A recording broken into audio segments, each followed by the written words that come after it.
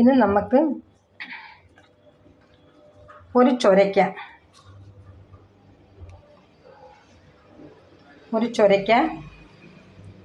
കുറച്ച് വെള്ളക്കടല, ഒരു 2 spoon cornflour. നമുക്കിത് വെച്ച് ഇന്ന് സൂപ്പർ അടിപൊളി ഒരു പനീർ ഉണ്ടാക്കാം. ചൊരയ്ക്ക ഞാൻ ക്ലീൻ ചെയ്ത് കണ്ടിച്ച് വെച്ചിട്ടുണ്ട്. അത് ഞാൻ മിക്സിയിലിട്ടിട്ട് കൊടുക്കുകയാണ്. മിക്സിയിലിട്ടിട്ട് കൊടുക്കുന്നുണ്ട്.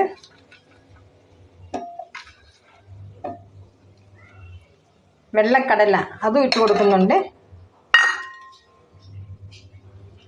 കോൺഫ്ലവർ ഇതും കൂടി ഇട്ട് കൊടുക്കുന്നുണ്ട്. നമുക്കെന്നാൽ ഇന്ന് ഇത് അരച്ചുകൊണ്ട് വരാം.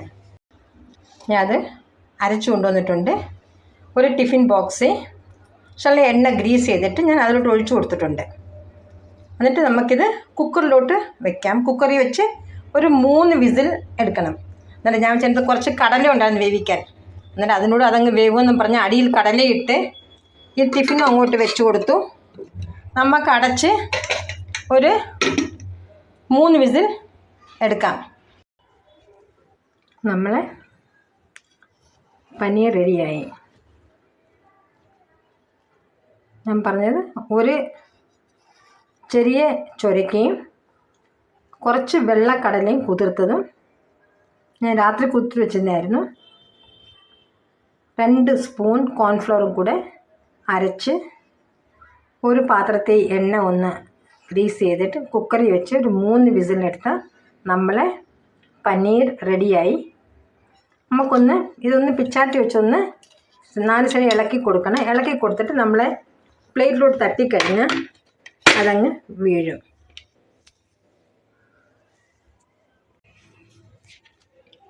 ഇത് കണ്ടോ, നമ്മളെ അടിപൊളി പനീർ റെഡിയായി. നമുക്ക് ഏത് ഷേപ്പ് വേണമെങ്കിലും കട്ട് ചെയ്തെടുക്കാം.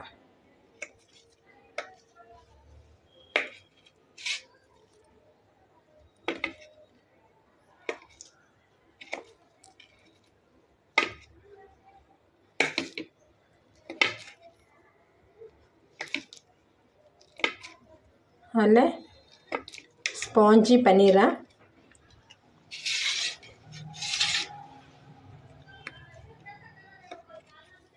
ഉണ്ടോ നമ്മളെ പനീർ.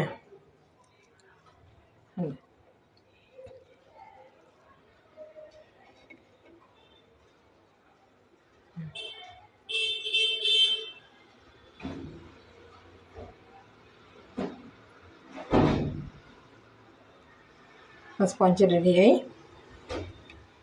ഇതിന് നിങ്ങൾക്ക് വേണമെങ്കിൽ നമുക്കിത് ഫ്രൈയും ചെയ്യാം, കറിയും വയ്ക്കാം. ഞാനിത് കറി വയ്ക്കുന്നുണ്ട്. കറി വയ്ക്കുന്നതിൻ്റെ വീഡിയോ ഞാൻ പിന്നെ ഇടുന്നതായിരിക്കും.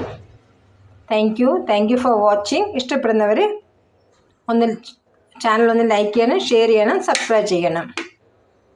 Okay, by.